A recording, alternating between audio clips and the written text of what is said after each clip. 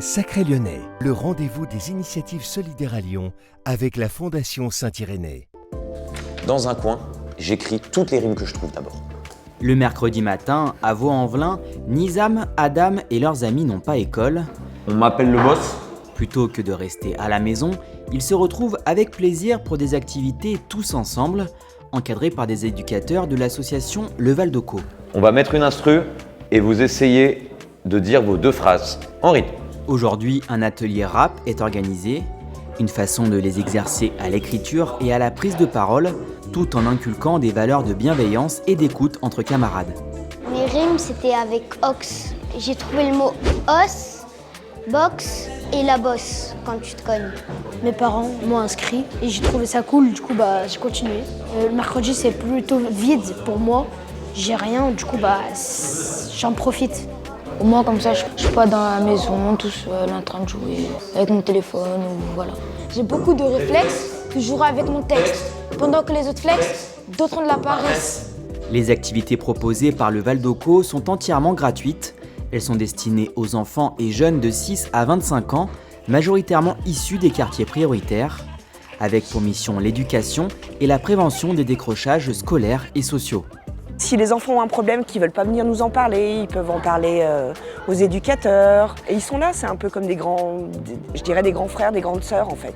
Accompagner l'enfant dès l'école primaire, notamment avec l'aide aux devoirs, c'est aussi créer une relation de confiance qui sera utile sur le long terme. Parce qu'au collège, souvent, c'est plus compliqué de créer un lien avec des adolescents en fait, qui sont beaucoup plus méfiants. Après les activités, l'association prend même en charge le transport pour ramener les enfants dans leurs quartiers respectifs. À l'origine, l'association Le Val d'Occo est née en région parisienne en 1995 à l'initiative d'un collectif d'habitants. Presque 30 ans après, plusieurs antennes ont ouvert en France, dont 3 sur la métropole, à Lyon 5e, Tassin-la-Demi-Lune et ici à Vaux-en-Velin, dans le quartier Barges-Cachin. On va à leur rencontre au pied des immeubles. On va vraiment être présent là où ils vivent, là où ils sont présents. Et puis, cette relation, elle se crée, elle s'installe et on peut mettre en place un suivi éducatif individualisé. Le décrochage scolaire, toutes les études l'ont démontré, se produit essentiellement sur le cycle 3, CM1, CM2, 6e. L'idée pour nous, c'est de pouvoir agir donc le plus tôt possible. On va être un peu le tiers qui va permettre de renouer le lien entre l'école et ses familles.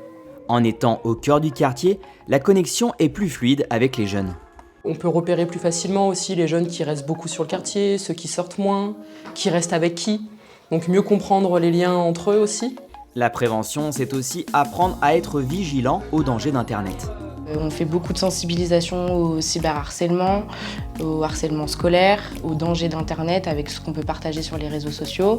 Pour continuer à fonctionner, le Val d'Occo est soutenu par des mécènes et des fondations comme la Fondation Saint-Irénée.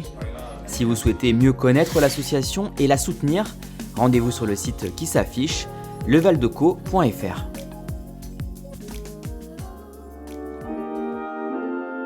C'était votre rendez-vous des initiatives solidaires à Lyon avec la Fondation Saint-Irénée.